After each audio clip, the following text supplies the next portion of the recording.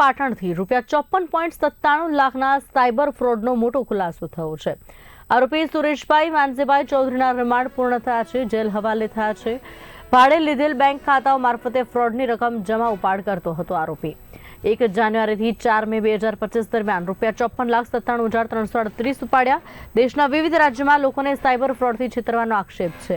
વધુ તપાસ બાદ કોર્ટમાં રજૂઆત થશે અને જ્યુડિશિયલ કસ્ટડીમાં મોકલાયું છે।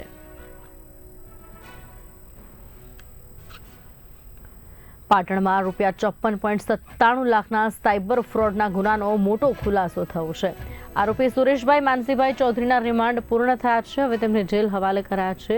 ભાડે લીધેલા બેંક ખાતા મારફતે ફ્રોડની રકમ જમા ઉપાડ આરોપી દ્વારા કરવામાં આવી હતી। 1 જાન્યુઆરીથી 4 મે 2025 દરમિયાન 54,97,000 જેટલી માતબર રકમ ઉપાડી હતી અને દેશના વિવિધ રાજ્યોમાં લોકોને સાયબર ફ્રોડથી ફસાવવાનો આરોપ એમના પર લાગ્યો છે।